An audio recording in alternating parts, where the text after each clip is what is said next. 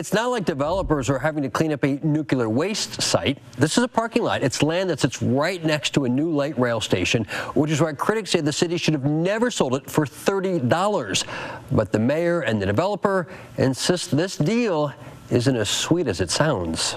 This artist's rendering shows a 6-story apartment complex with the parking located on the bottom 2 floors. The complex an easy walking distance to the RTD's G line, scheduled to open later this year in Arvada's historic district. The rent will be market rate, but it's hard to argue the developer paid market rate. 9 acres sold for $30. I know it sounds ridiculous, and I don't really consider it a sale. I call it an investment. Mayor Mark Williams sits on the Arvada Urban Renewal Authority, a quasi-government entity that acquired the land near 56th and Wadsworth from the city and RTD to turn today's parking lot into tomorrow's housing and shops. I got to be honest, Mr. Mayor, I would have given you $100 for the land. Yeah, but you wouldn't have given us the kind of product. You don't have the kind of resources to be able to generate what we want here. The mayor tells the problem solvers the city is demanding high-density housing on a parcel constrained by this hillside. Go with retaining walls, and we know that there's going to be some water issues behind that. Water issues affect the hillside and a narrow strip of the parking lot. There is a very large sewer line that goes through here, pretty massive, and you can't build buildings on top of that. But lots of properties have their constraints.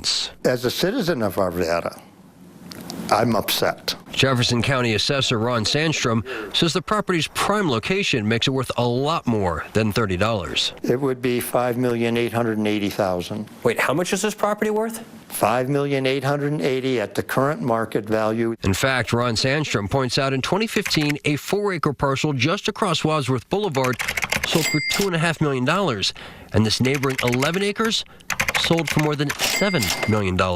It's a very hot market. $30 is just ridiculous. Dave Chandler ran for Arvada mayor 2 years ago and lost. With this deal, he says it's taxpayers who are losing. At the local level, we should let free enterprise and the free market work.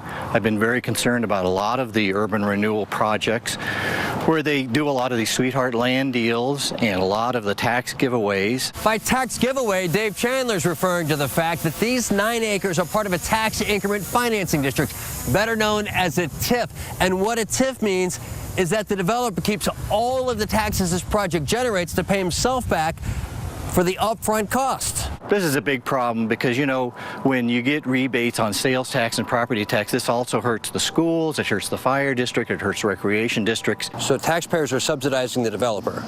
Taxpayers are in partnership with the developer, from my perspective, to be able to bring a great project to our community. That sounds like a fancy way of saying taxpayers are subsidizing the developer. No, it's a partnership.